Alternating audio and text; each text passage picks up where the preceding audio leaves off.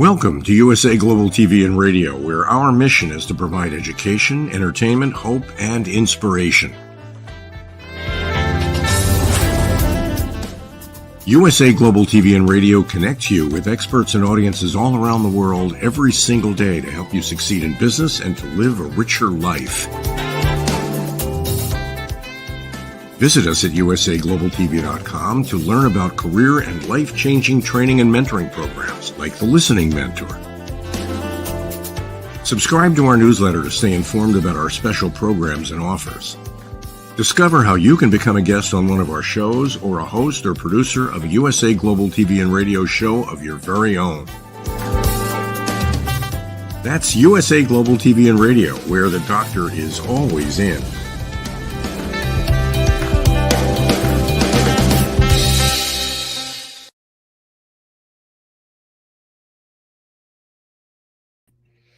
Hello, good morning, good afternoon, good evening. Hello to everyone around the world. This is USA Global TV and Radio. I'm Dr. JACALYN KERBECK, and our show today is the power of etiquette and manners. And we are going to be talking about the correlation of etiquette, manners, and emotional intelligence. Joining me is the star of our show and the aficionado about these subjects. Let's welcome Mr. Philip SYKES, founder of the British School of Excellence. Hello.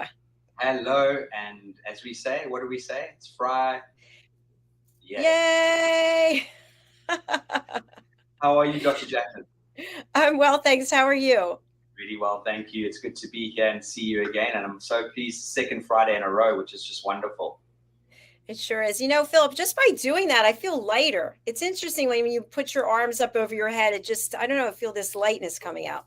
Well, that is actually a real phenomenon. It's phenomenal when you really are stressed or feeling under pressure or you're going to present. If you go and do that in front of the mirror or anywhere, you could walk around your garden, your front room, wherever, and do that for 2 minutes. It pumps your adrenaline and lowers the cortisol levels, and therefore gives you that ability to really adopt a very positive attitude, because our body has the ability to shift and shape our mindset, and so does the mindset have the ability to shift and shape the shape of our body. So if you're feeling nervous or scared, we tend to try and, like animals, we get smaller or we sort of curl up. Whereas, as if you look at a cat who's going to, take on a dog, and I wouldn't want to be the dog when a cat gets ferocious, it makes itself big and bold and it builds itself up. And that's the same with human beings.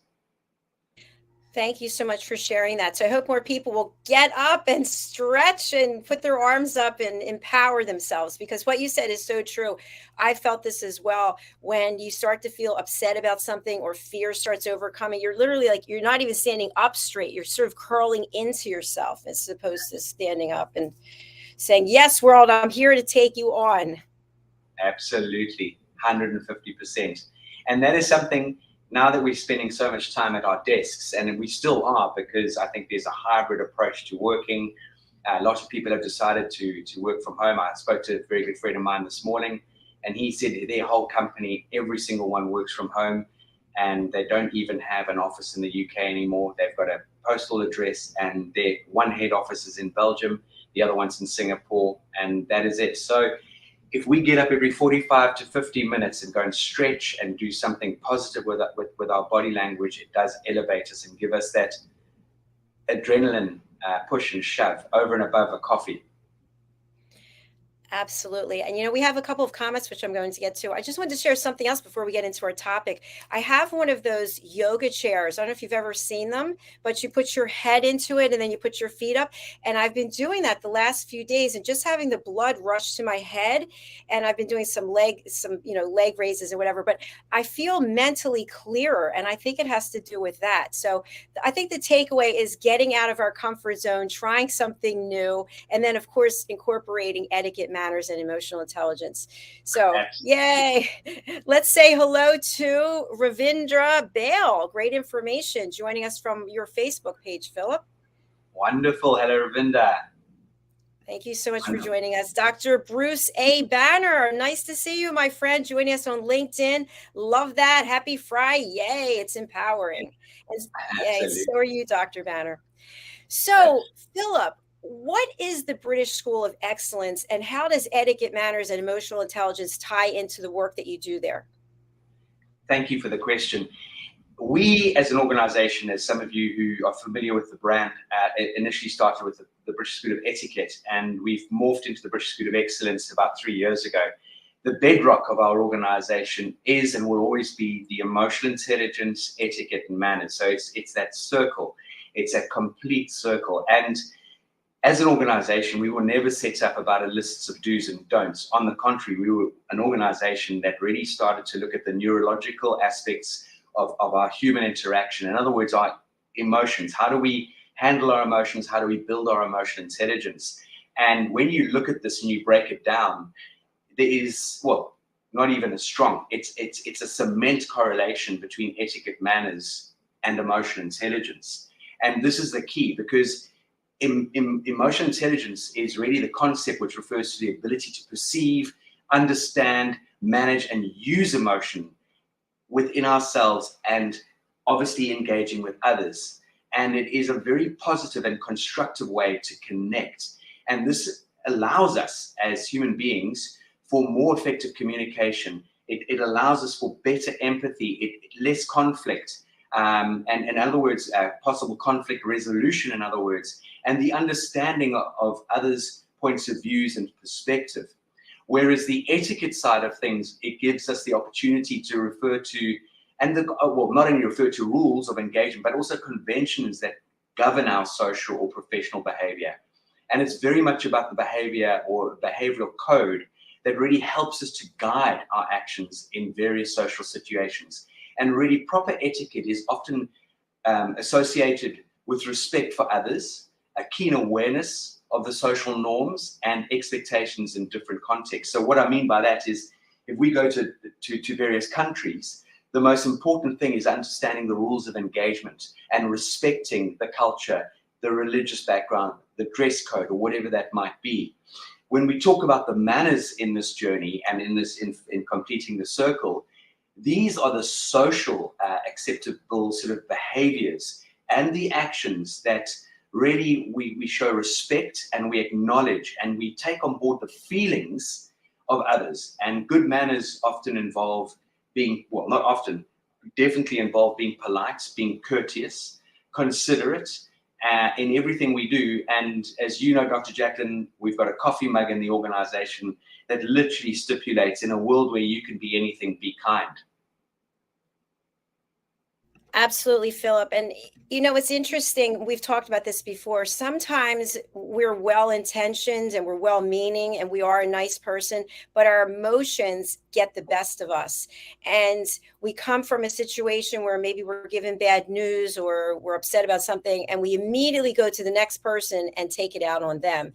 And I think that's a part where the emotional intelligence, manners, and etiquette all come together. But we have to tie up, I should say, our emotions. And that's a challenge for us. 100%. And Dr. JACALYN, one of the things that we focus heavily on from the outset, no matter whether a child is coming through one of our kiddie kit programs, a teenager is coming through mindset and motivation, mindset and confidence, or mindset and money, adults or young adults coming through the polished student, the polished graduate, or the polished professional, the trainer that we deliver for people who really want to go into this industry and really change people's lives through the power of etiquette, manners, and emotional intelligence. Whatever it is we deliver, we always start with a couple of very key points. And one of those key points is, well, firstly, we take people on a journey. Because a lot of people look at etiquette and manners, and I always use this sort of animated, oh, it's for posh people, blah, blah, blah. Whereas you and I know, and a lot of people out there know, it couldn't be further from the truth. Etiquette and manners is for everybody. It empowers us. It gives us an amazing opportunity to open doors in our life, no matter where we go or where we come from. And not only that, if education wasn't so available to us, for example, we work with a lot of organizations throughout Africa, and it's not just Africa that have poverty the world over. There's poverty in every corner of the earth, every country. But Africa, just for example, we have an organization that one of our colleagues who presents a show on the USA Global TV platform, who's really influential in this, and that's Roland Friedel from Europe, Push Child Foundation in Uganda. and they have very little. And just through the guidance of good etiquette and manners, those doors could open for those young people through life as they get older, if they are not exposed to proper or good education. So as an organization, we look at this from a point of view of giving people the understanding that try not to allow your mood to dictate your manners. And too often, as you just rightly said, Dr. JACALYN, we trigger, boom, because something's upset us. So something, it might be a phone call and someone's let you down on a big deal you've been working on, and your personal assistant walks through the door, or your wife walks through the door, your husband, and they ask you a question and you snap at them, bing, and they go, whoa, what did I just do? And meanwhile, what we've done is we've allowed our mood to dictate our manners, and we've thrown our energy, our negative energy, our mindset is all negative, and we've forgotten our manners, and we trigger and we hit someone on the head with that bad behavior. Now, easier said than done, but everything in life is about creating good habits, and you need to try and start as you mean to go on. So we incorporate what we call a 6-second rule. Now, that 6-second rule gives you that little bit, well, not even a little bit, it actually gives you quite a large void between making a mess of something or being able to handle something in a far smoother way or a far smoother light. Absolutely, Philip. And what you're sharing is so accurate. Just yesterday, I was somewhere and I got some very bad news, literally a minute before I had to go live. And so I still had people waiting for me. I still had a show to produce, and I had to focus on that. I could have easily taken the information and how it affected me and taken it out on the people waiting for me. But that's, first of all, unprofessional. It's also not kind. And the people have no idea what it is. If I'm angry or mean to them, what did they do? So I do believe that we all have the ability to control our emotions, to self-regulate, as you talk about in material you sent to me. We just have to make a conscious effort to be able to do it. So I would love for you to share a little bit more in reference to self-regulation. Certainly. And I love you sharing that story, because, you and I know each other pretty well. And I know that we open up and talk about a lot of things that, that not everyone needs to know. And I know exactly how you manage yourself exceptionally well, but we don't always do that particularly well, especially when we're very preoccupied with something. And I think that's where situational awareness is fundamental. We've really got to understand the importance of situational awareness, the moment, the environment in. That's number one. Number two is very much about mindfulness, okay? Being present, being in the moment. For example, right now, all I'm focused on is you and me, and obviously not on the audience, but yes, on the audience. I can't see the audience, unfortunately, but we are here delivering totally in our present moment. We're not looking at a digital app. I don't have a phone near me. It's you, me, and our productions, our studios. And this is something that I want everyone out there to please understand the power of this. Challenge yourself in small bouts. Get off your digital apparatuses. Go and spend time and be in the moment. Sink yourself into a moment with a friend or with a family member for a period of time without any interruptions. Take your mind off everything else that might be troubling you and focus on the person opposite you or the people in your arena.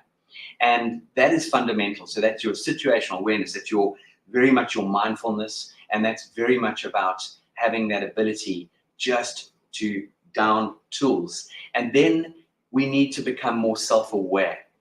And some of us might ask or want to know what self-aware means. And it's really that ability to notice what we're feeling and possibly thinking, and why am I thinking that? Why am I feeling this right now? And when you start to feel something like anger or sadness, or you starting to get a little bit irritable, we need to take a moment to try and put our feelings into words. And so much so that when I'm in this sort of environment, I will often write down exactly why or what I'm feeling and why. And we can then start to understand, in this instance, we can act rather than necessarily trigger and react. We then need to understand the importance of that self-awareness and how self-control align with one another. Because the self-control is very much all about thinking before we act. And it does, as I said a few moments ago, it can push those or put those very few precious seconds or even minutes between feeling that unbelievably strong emotion and taking an action that we might end up regretting. So when we do sort of ground ourselves in situations, we incorporate good habits such as that 6-second rule. And sometimes you need 20 minutes. Sometimes you need a walk around the block, go for a run. And as we all know that wonderful expression, go and sleep on it. If that's what's necessary, do that, because I can assure you it will help us all with ourselves, our relationships, our colleagues, and our business associates. Brilliant as always, Philip. Thank you so much. Something I wanted to share in regards to what we're talking about now is that my team and I taught the power of listening to some students at the Intercontinental School of Economics and Applied Sciences, and they're graduate students in Zambia. And what came up was judgment clouds our ability to listen at a high level. And I feel like emotional intelligence means being able to listen at an elevated level and to put judgment aside. And what really came through for the students, and even for me, is that many times we're listening, but we're actually judging what the other person's saying, or we're making offhanded comments like, well, that was stupid. Well, why would you do that? That's a waste of time. Or look what you're wearing. Look ridiculous. We do these things all the time, and it really impacts our ability to act with emotional intelligence. They're my thoughts. What do you think? Oh, completely. That for me is, it rings alarm bells in the sense that, well, okay, so that we have that prehistoric brain, and unfortunately, unlike our various sort of devices, as in our digital devices, they're always upgrading, and then all of a sudden it expires, you have to go and buy a new one. Our brain, we have not had the privilege to upgrade the prehistoric parts of our brain, and so it's innate in us. They call it sort of the inner chimp, the inner chimpanzee inside of us. We either react in a certain way or we run. And when we understand the importance of the, well, let's go back to what you were talking about, the emotional intelligence. Emotional intelligence really allows us, it's at what we call emotional regulation. And this is what I was sharing earlier in creating good habits for ourselves. That emotional regulation really does allow us for effective management of one's own emotions. And this means that even in very stressful or frustrating situations, an emotionally intelligent person can really maintain their composure and continue to act respectfully and politely, displaying good manners. And earlier, as I mentioned earlier today, I met this gentleman, this friend of mine, and we were talking about his business, and we also got into talking about relationships. And he said to me, Philip, you always appear calm or balanced. And I said, well, that's taken a lot of work. Believe you me, I can trigger like any one of us can. And it does. I've worked exceptionally hard on this, because when we were broadcasting a few months ago, one of our listeners asked us, Dr. JACALYN, how do you do this? How do you create this way of living and lifestyle? It's a mindset. It's something that you've got to absolutely make a choice. If this is something you're going to personally focus on, you've got to set those goals. You've got to set time frames. You write down and you create an emotion management diary. Literally every day, you can write down everything that you achieved, which is wonderful, everything where you thought you might have slipped up slightly, or anything where you triggered and you shouldn't have. And you start to work on this particular journey. And you then congratulate yourself the next time you write something in that emotion management journal or diary. Wow, I didn't act like I did the last time a few weeks ago. That is starting to make progress. So it all very much revolves around, and EQ, as we all know, is a very broad subject, because EQ really does focus on various aspects of empathy and understanding our social cues. It's about our emotional regulation. It's about effective communication. It's about how do we handle conflict resolution, as we've just been talking about it, and understanding boundaries. This is something, again, that I was talking to my dear friend today about, and it is very, very important that in relationships, and it doesn't matter whether it's the one that you're married to, your life partner, or business relations or family members or your children, we really do need to understand as human beings how important it is to work on our emotional intelligence. Because not all of us are gifted with EQ, but the beautiful thing is we're gifted with the ability to develop and grow our emotional intelligence. And there is a lot of coaching and material out there that will allow you to do just that.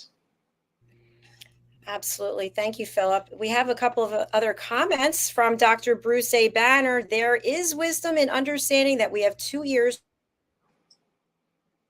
Excellent. So true. Thank you. And also Mohammed Naziu, I hope I'm saying that right. Very interesting. Thank you for joining us, both of you. Absolutely. So, Philip, something that I wanted to share that I think is in alignment with exactly what you're saying is that many times we jump the gun because we're triggered by something we feel like we're being attacked. And as a result, we don't actually take the 6-second rule. We don't take a step back. We don't say to ourselves, I wonder what's going on with that person. So as an example, a family member was in the hospital and I was there by myself. I decided to stay overnight. And of course, I was not getting any sleep. I was sitting in a chair and someone was texting me about something. And I really felt like they were attacking me. And I kept thinking, what is going on? But then I thought, you know what? I'm not getting any sleep. I'm in a highly emotional situation. So I'm not going to judge. I'm just going to let this go. And then when I have myself together, I'm going to reach out to the person, which I did a couple of days later. And I just said on the phone, by the way, instead of texting back and forth, hey, how's everything going with you? How are you feeling? Oh, everything's fine. Why do you ask? Well, I received that text message string. I felt like you were attacking me. And the person said, I'm really sorry. I've been going through a hard time and I did take it out on you. But I could have reacted in a completely different way. But I used what I think is my emotional intelligence and said, okay, I'm not in a situation where I'm thinking very clearly. And maybe this person needs me and they're just not able to say it. So that's the way I handled it. And it worked out well. What do you think about the process that I used? Phenomenal. Because with regard to how you explained that to me, and yeah, I can picture the scenario and the scene, and especially when two people are going through very stressful times, and one person triggers and they're venting, maybe because they feel comfortable with you, maybe it's a family member, it's someone who obviously just feels they can just blast the barrels, and with you. Because it's something you've developed and you've worked on, it is what you've really incorporated there. You're predicting an emotional response to that specific text message or that WhatsApp that you would have received. And this is where people who work on their emotional intelligence, we can put our feet in someone else's shoes potentially, even when we're under our own pressure and stress. And you potentially take on what are the emotional consequences of your actions versus what you've just received. And this foresight will help our mannerisms. It shows great respect and it shows great consideration and understanding. And that is again going to very much cross into our empathetic, believe it or not, and I'm going to break away, Doug, because I feel I've answered your question, hopefully. But as we know, empathy is something that research has literally shown is possibly the core of our being. And they reckon that to be a top leader in this world, or the top leaders in this world, have an incredible capacity of, well, they've got great empathy. And it's really to understand the feelings of others. And empathy is that very critical component of good manners and proper etiquette. And it's very much about being able to, as I said earlier, put your feet in someone else's shoes and really determine what the most appropriate course of action would be to take, or how should I respond? Because let's look at it this way, Dr. JACALYN. I want to ask you the question, how do you think you would have been received, or if you had to put an aggressive pop or return message to that person, how do you think it would have panned out? I think it's like a fuel on the fire. It would just start growing and growing and growing. And I also feel like, and you're in a similar situation, we are public figures. So we have to be very careful of how we react to someone, because that could have a direct impact on our brand. And even for people who are not public figures, the way that you carry yourself is a reflection of who you are. And before you know it, one instance grows into more and more, and then people start to say, you know what, I don't really want anything to do with her or him because she's a hothead, he's a hothead. They're easily triggered by things, and so there's nothing positive that comes out of it, is my thought.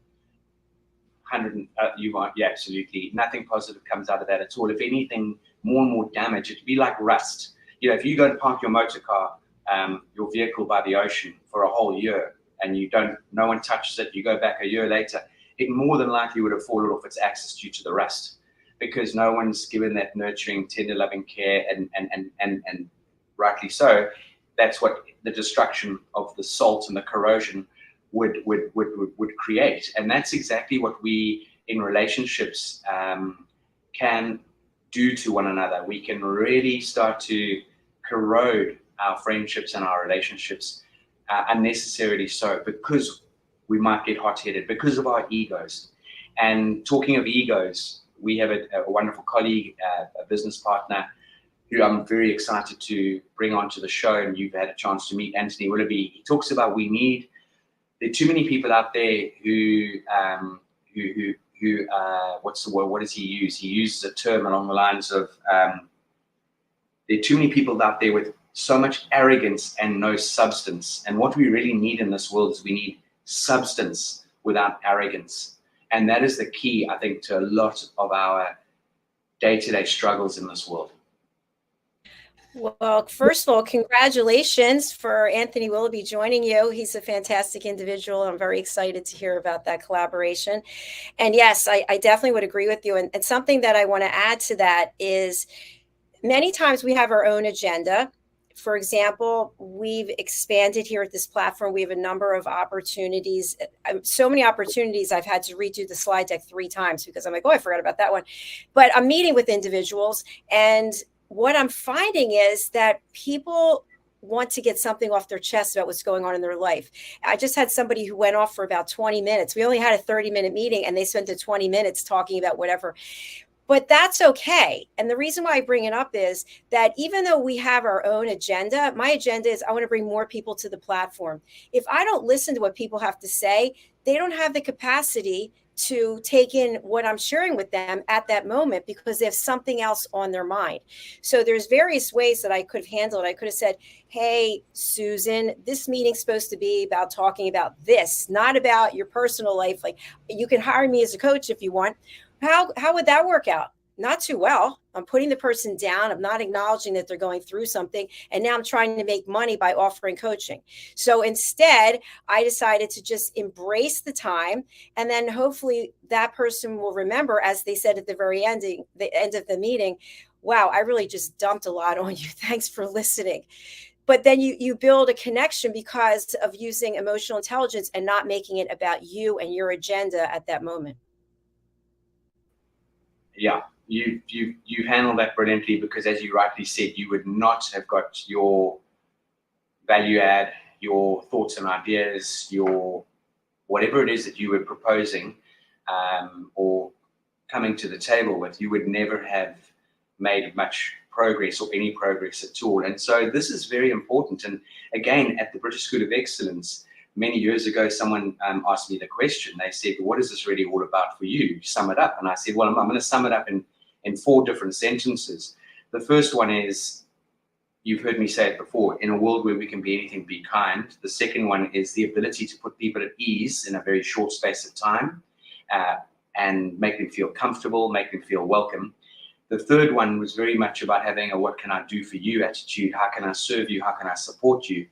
And the fourth one, attached to the 4 sentences, was in a world where it was about, oh yes, if we truly do a random act of goodness or kindness on a daily and a regular basis, I truly believe we can set the world in the right direction. And those 4 sentences for me hold very strong and very much at the core of the organization, along with the understanding that there's one race, and that's the human race. And this journey is about us as human beings understanding how we can put our best foot forward on a regular and a daily basis and be better than we were yesterday. And what allows us to be better than we were yesterday is by incorporating emotional intelligence, etiquette, and manners. And when you can do that, the world becomes a much nicer place. B, you go out there, you build incredible friendships, strong relationships, doors start to open for you wherever you go. And let me tell you, if it doesn't happen for you in your lifetime, you're investing for the future of maybe your children and relatives that are still to come. It is so true. Thank you, Philip. We have a follow-up comment from Dr. Banner. Active listening can regulate our responses. Dr. Stephen Covey, in his book, 7 Habits, cites, seek first to understand, then seek to be understood. Key is listening, not hearing. Process, love that 6-second pause, then respond rather than react. Thank you both for this episode. And thank you for being here. We appreciate you. Thank you. One thing that I'd like, go ahead, sorry. Sorry to interrupt. Just to top that is, or not to top that, just to complement what the doctor very kindly said to us. You know, it is fundamental, and this is something that you are passionate about, is giving people the tools and the skill sets to be a good listener, because there's a difference between listening and hearing. And that phrase that we can coin out of what's just been shared with us, we need to learn to listen to understand, not to respond. And that goes back to 2 ears and 1 mouth. And when we learn to listen to understand, genuinely understand, and not respond, which we will respond eventually, but in doing the understanding and taking things on board, we are going to have far more dynamic relationships, because we can then interact and connect with people at a much higher level. Yes, and thank you for sharing that, and thank you, Dr. Banner. You know, we were talking about the power of listening. I put together a quiz. It's about a 25-question quiz. It's over on usaglobaltv.com, the Power of Elevated Listening quiz. And the reason I did it was because I asked people on a scale of 1 to 10, how would you rate your listening skills? And it's always a 6 or above every single time. And so even after people take the course, they'll get some of the questions wrong. And I started thinking to myself, is it because they weren't listening, or is it something more? And what I realized was, it's not that they weren't listening, it's that they have ingrained into their psyche, into who they are, that this behavior, whatever it is, it's usually judgment, is just part of their life. So for example, let's say, Philip, that you call me on the phone and I'm in the middle of doing something, but I see your name on the phone and I say, you know, it's Philip, I'm going to answer his call. And you start talking about the weather because it's bothering you some, your arthritis, whatever, God forbid, but something about the weather is causing you pain or strife. And I think to myself, this is ridiculous. This is so stupid. Why am I wasting my time while Philip is going on about this and I have this project? And that's judgment.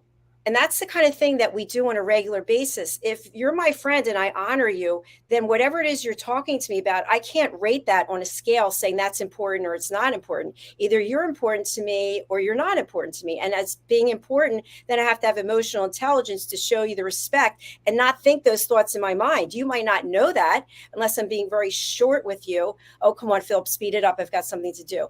So I just want to bring that awareness, because to me, I believe that's part of emotional intelligence also, is that the little things that we think in our heads that are part of this dysfunctional behavior cycle really manifest in much greater ways in how we treat people.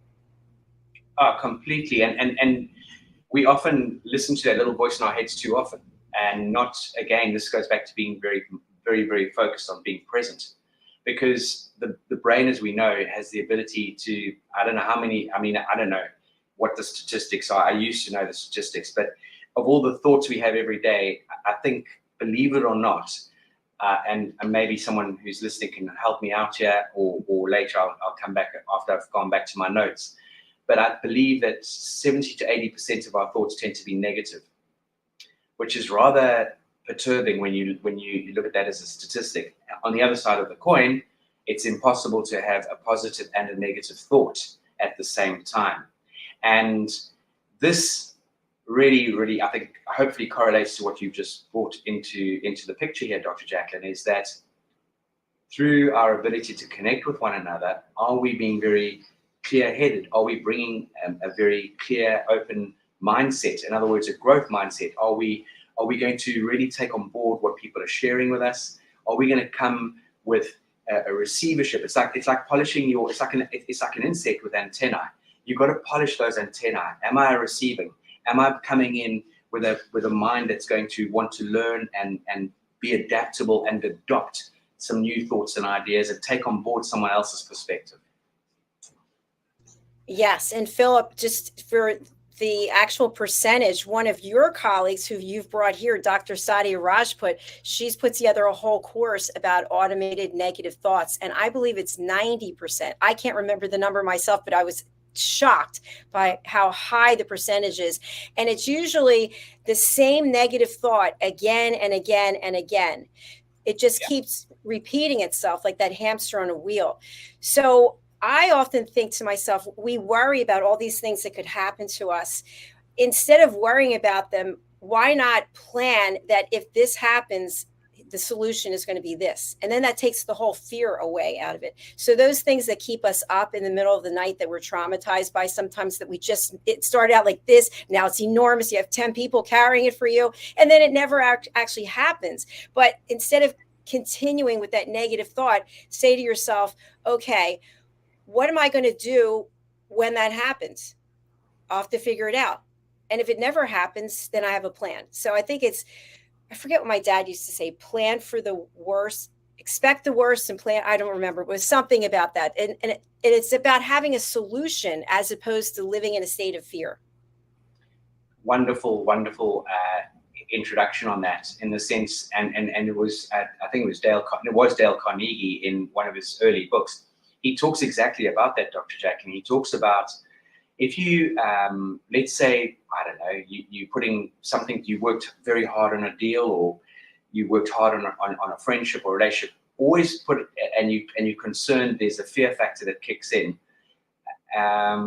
Always write down, what is the worst case scenario? What's the worst thing that could potentially happen? What's the worst outcome? And you actually write that down, so it's in view. And you say, well, what would really happen if that did really happen?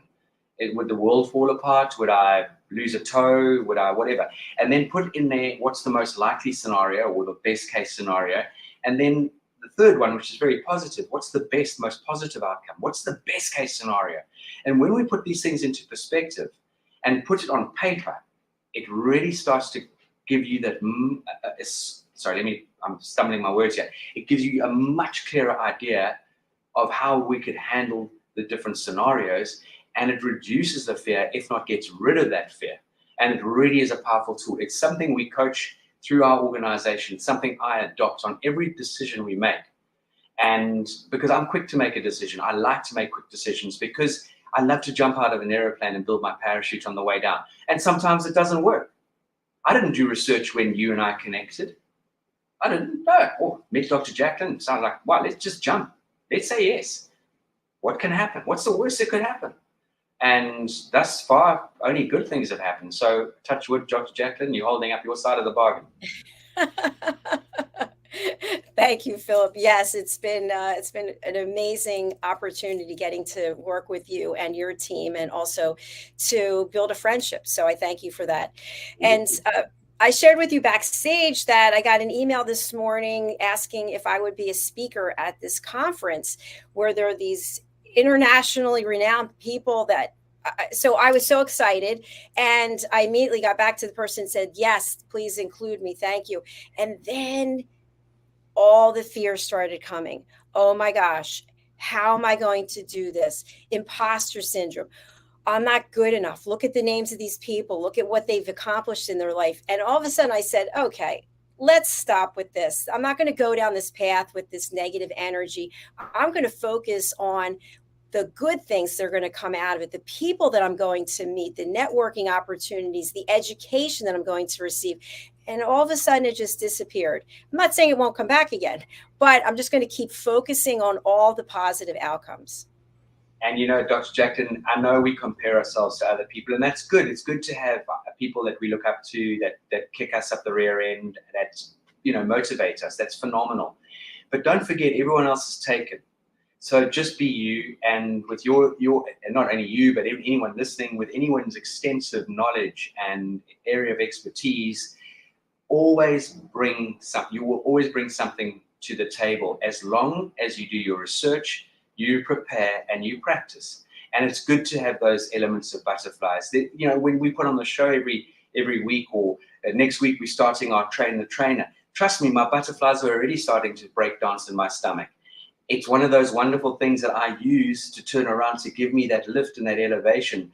They're not hopefully butterflies that are going to give me an ulcer, but they definitely keep me on the edge, on my toes, that I want to be better than I was last time. I want to make sure, bang, how can I make yesterday, how can I make today better than I did yesterday, for example?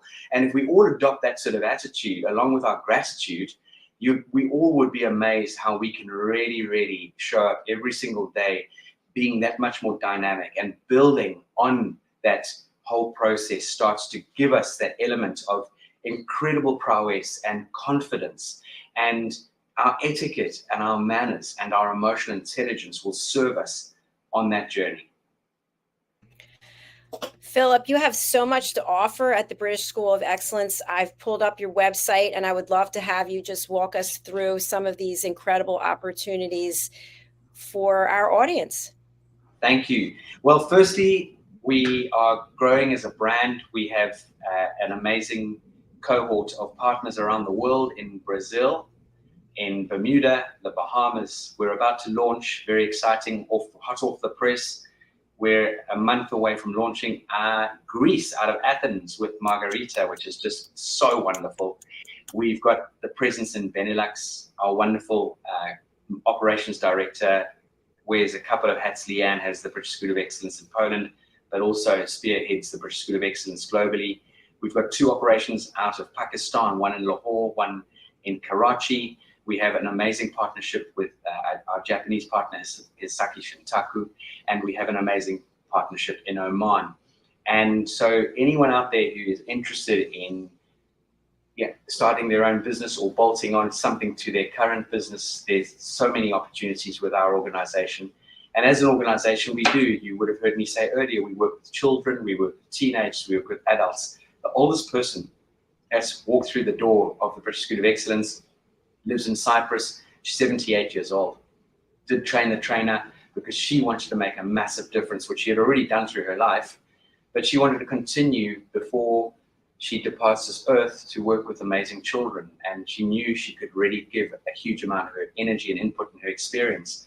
And just, if anyone's out there interested in what we do, please do take a look at www.thebritishschoolofexcellence.com. Reach out to us at hello@thebritishschoolofexcellence.com. And we really would love to have a conversation with you. We believe in the power and importance of communication. I'm not a big fan of digital communication. Yes, it's important, but we love to talk. So whether it's a Zoom or a telephone call, we would love the opportunity to connect, to engage with anyone out there, even if it's just for a general chit chat. Philip, thank you for sharing that. Would you like to talk a little bit about these upcoming courses, and is there availability for people to join you? Right, so on Monday, we've got Train the Trainer starting, and we're actually starting at 2:30 British Summer Time, 2:30 p.m. British Summer Time. Reason being is, what's so wonderful about obviously pivoting into the Zoom room, I know it's not the same as being in person, but what it does open up doors for is for people that don't have to jump on an aircraft. We've got someone joining us all the way from California, and then we've got groups of people starting in Asia that are coming on Train the Trainer on Monday. And that'll go from 2:30 p.m. British Summer Time through to 8:30, 9 o'clock in the evening British Summer Time, from Monday right through to Friday. And then during August at some point, we've got the Polish Professional. Again, an incredibly dynamic program, 3 2-hour sessions, where we literally talk about the British, not the British, but the business excellence and business etiquette, and how important it is to really build and polish yourself so that you can put your best foot forward and make that lasting impression and elevate yourself, whether it be in an organization, with your own business, and not only in business, but also in friendships and relationships. So those are the two programs. We've also got a wonderful e-learning platform. Very few programs on there, but all three of them have been perfectly selected. We've got more coming to the e-learning platform during the course of the year. And there will be more programs and dates coming up very soon. Today we had a meeting about future dates for the rest of this year and for 2024 already. Fantastic. I'm just going to scroll through here for any information. People can contact you here. They can go directly to your website. We can also put up your banner again so that people know exactly how to get in touch with you. And we have a great social media platform, ladies and gentlemen, our Facebook. We've got an incredible woman behind the scenes, Natalia, who's responsible for all our postings on Instagram, on Facebook, on our YouTube channel, and LinkedIn.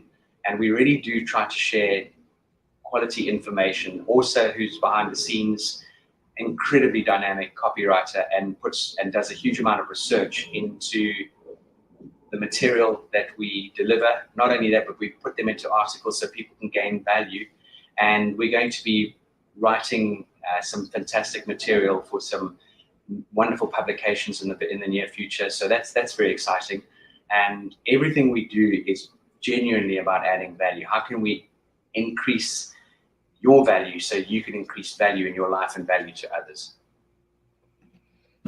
This has been such a fabulous show. I personally have learned so much from you, Philip. I really appreciate the fact that you come here and share your expertise and all of your years of experience. Please do reach out to Philip. As you can see, he's very approachable. He wants to hear from you. And you don't ever know where something's going to go. Like I mentioned to Philip, he introduced me to someone, 2 years ago, I think he introduced me to the doctor. And now I'm going to be speaking at her event. I just was teaching students in Zambia as a result of that connection. So you may say to yourself, I don't want to spend the time meeting somebody new. You're going to miss out. I promise you. It's an opportunity for you to grow and for you to share and bring value and receive value. 1,000,000%. Absolutely. That one person, one opportunity can change your life for the rest of your life because you showed up, because you made that effort, because you put your best foot forward. And on the other side of the coin, we are the change. You never know who's looking up to you. You never know who you're guiding and steering. So how you show up every day, you're not just doing it for yourself. You don't know who you're doing it for, but I tell you what, there are lots of people you are doing it for. So that's neither here or there, whether you know who it's for or not. But everything you do, whether we like it or not, we are being spotted. We're being taken seriously. We're being followed. Just understand the power of this, and something that really sort of rings true to this, and it's something Dr. JACALYN I'd like to incorporate in one of our up-and-coming shows, is the importance and the power of influence, and how we as human beings have that at our fingertips. We can make or break something in a split second, and that is so powerful. It's actually more powerful than I think a lot of people really appreciate or understand. So true. Let's do that on an upcoming episode.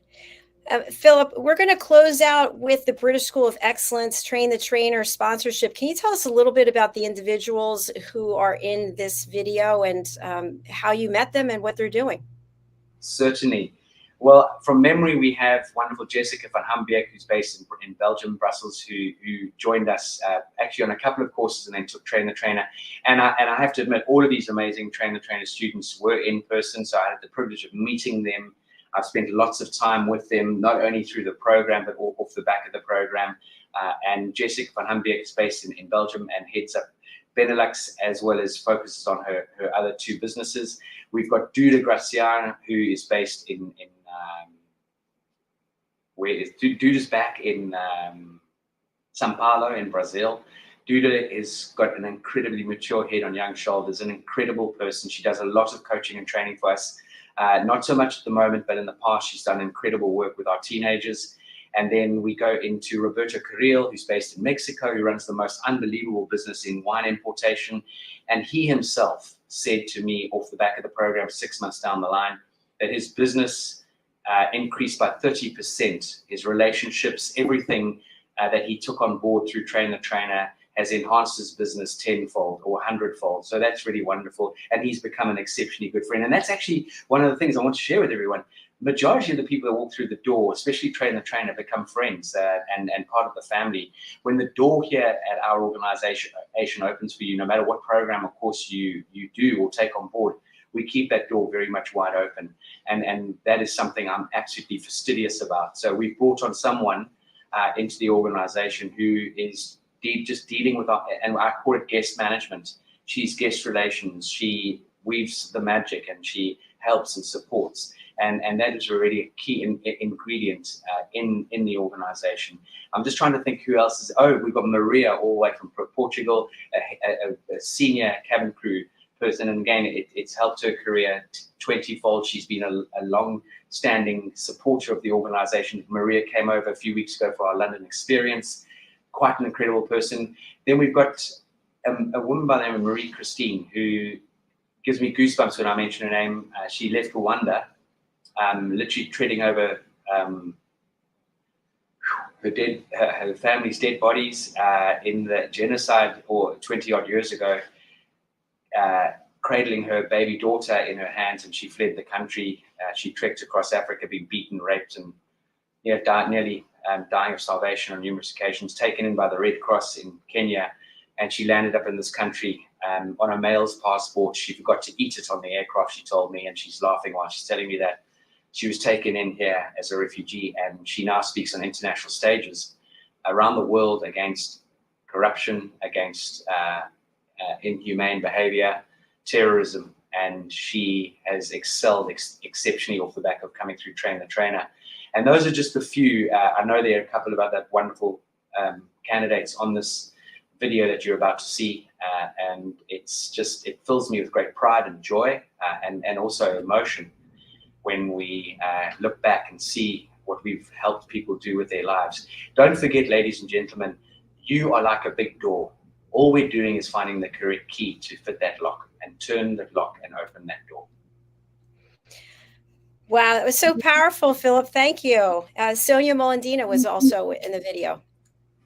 Oh, Sonia. Whoa, how could I forget wonderful Sonia Molandina? She has just excelled. I repost a lot of her material. She's based in North London.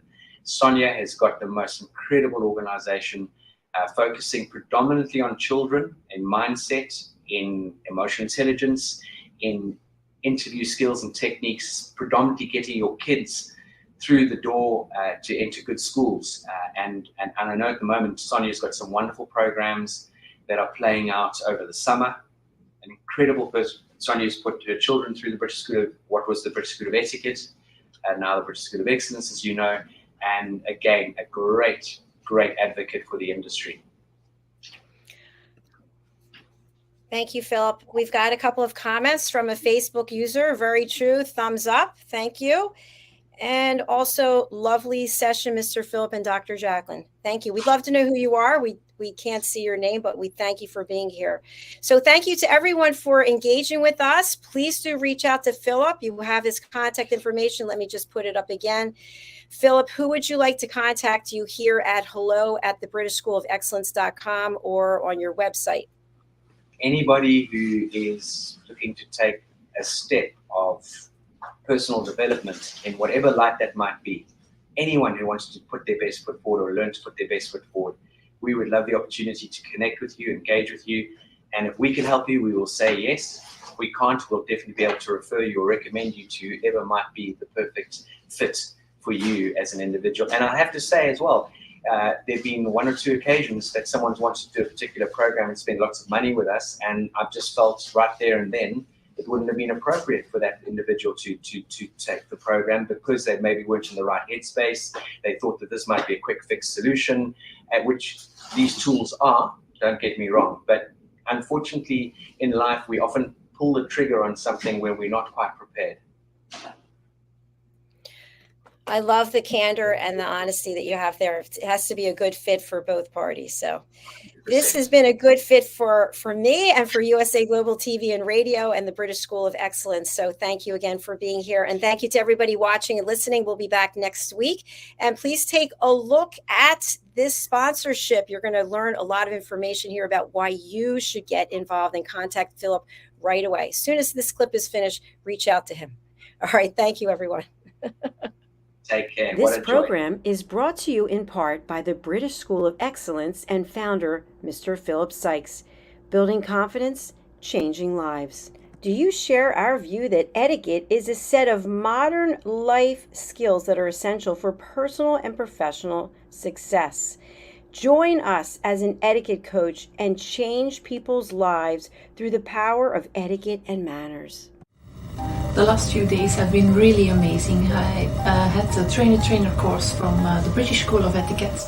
And I must say it's been one of the best decisions I've ever made and one of the best investments I've made in my own training and development. Now, words alone will not describe the transformation and the positive path that I have traveled with the British School of Etiquette.